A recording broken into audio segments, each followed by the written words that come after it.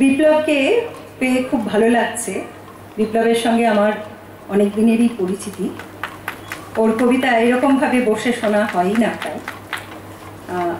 বলেছ বিপ্লবের প্রায় 200 ছাত্রছাত্রী।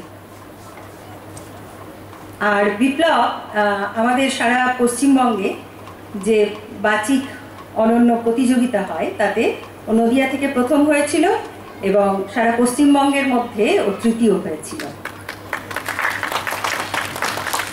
বিষয়টা এরকম নয়, কবে ডাল ভাত মাংস দিয়ে খেয়েছি সেটা বড় কথা নয়, আজকে কি পারফরমেন্স করলাম এটাই হচ্ছে সবচেয়ে বড় কথা। কবে আমি কি করলাম সেটা দিয়ে কিন্তু ধুয়ে জল খাবো না। এই অবশ্যই সেটা আমার কাছে একটা উল্লেখযোগ্য যে নদিয়া জেলা থেকে প্রথম হয়েছিলাম এবং রাজ্যে বেশ একটা কঠিনতম কম্পিটিশন ছিল, সেখানে হয়েছি, সেটা আমার অনেক মাইলেজ দিয়েছে। কিন্তু সেটাই কিন্তু শিল্পের শেষ কথা নয়।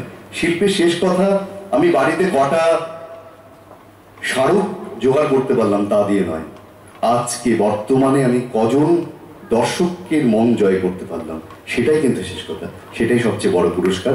শর্মিষ্ঠাদির মুক্তধারা আমাকে প্রথমে কথা বলতে বারণ করেছিল, সেই জন্য আমি কিছু বলিনি।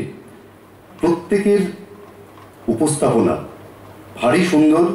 ছোটরা ছোট দু একটা ভুল ত্রুটি করবেই, এটাই স্বাভাবিক, আমরাও শেখাতে গিয়ে। তবে এই যে আয়োজন বা এই সামগ্রিক একটা সংস্থায় একজনই সর্বে সর্বা এবং সমস্ত দিক জুতো সেলাই থেকে চণ্ডীপাঠ, এটা খুব খুব কঠিন। মানে যতদিন থেকে এই অনুষ্ঠানের ডেটটা শুরু হয় আর অনুষ্ঠানে আজকে শেষ হওয়া পর্যন্ত একটা মানে রাতের ঘুম উড়ে যায়। আমার এই অনুষ্ঠান আছে 29 তারিখ, 29শে সেপ্টেম্বর। তো এই মানে 2 মাস ধরে মানে নাওয়া খাওয়া বন্ধ প্রায়। তো যাই হোক, মানে আপনাদের সকলের সহযোগিতায় মুক্তধারা আরো এগিয়ে চলুক।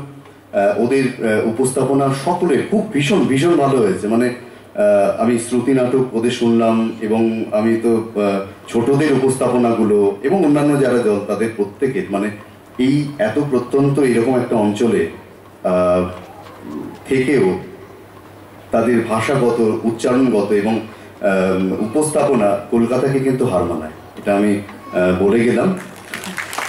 এটার জন্য শর্মিষ্ঠাদিদের এই নিরলস তাদের চর্চা এবং কলকাতার সঙ্গে যোগাযোগ, নিয়মিত যোগাযোগ। আমি তো ভাবি আমি এই কল্যাণী থেকে এইখানে আসতে গিয়ে আমার ঘাম ছুটে গেছে।